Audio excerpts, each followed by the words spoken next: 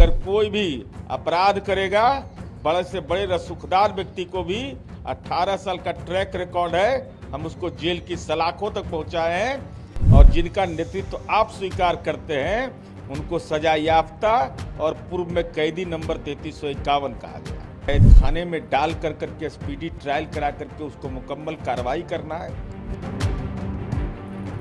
आधिकारिक रूप से अभी पुलिस ने कोई गिरफ्तारी की सूचना नहीं दी है, लेकिन यह सर्वविदित है और डीआईजी उस प्रक्षेत्र के उन्होंने दावा किया है कि हम हत्यारे के करीब पहुंच चुके हैं।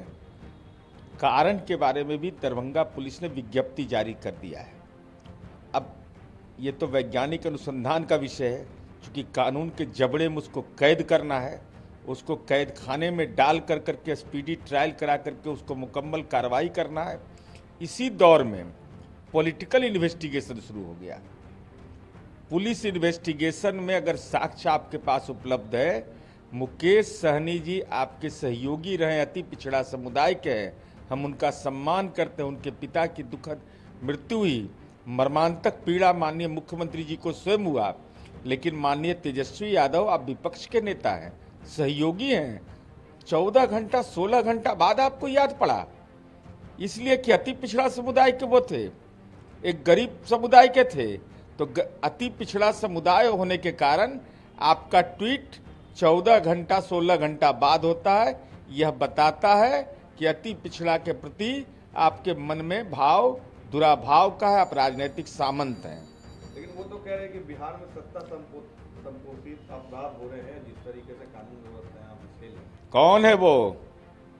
नाम बताएं, सर्वनाम में नहीं, नाम।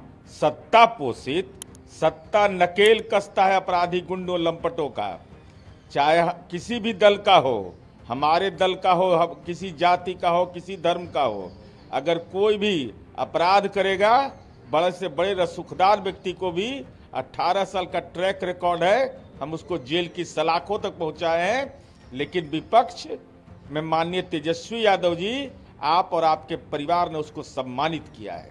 मनोज झा ने कहा है कि नीतीश कुमार से अगर बिहार नहीं संभलता है तो वो ट्वीट कर दे। अरे नीतीश कुमार जी से संभलता है, इसीलिए ना नीतीश कुमार जी को संयुक्त राष्ट्र संघ के राउंड टेबल कॉन्फ्रेंस में क्लाइमेट लीडर कहा गया।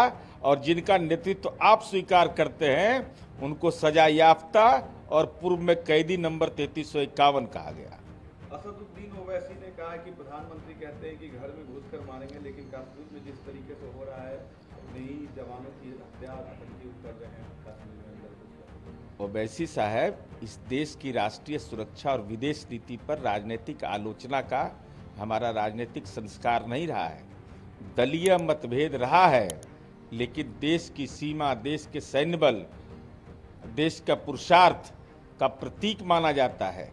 ऐसी स्थिति में राजनीतिक दल चलाइए, उन्माद की राजनीति करिए, या आपके खाते में है, जनता आपको नकार चुकी है। लेकिन कश्मीर हमारा मुकुट है, और कश्मीर में जिस तरीके की घटना हो रही है, यह निश्चित रूप से देश के लिए एक चुनौती है। और हमारी उम्मीद है कि इतिहास गवाह है कि देश का सैन्य बल इतना पुरुषार्थी है कि उसका बदला लेने के लिए हम सक्षम हैं।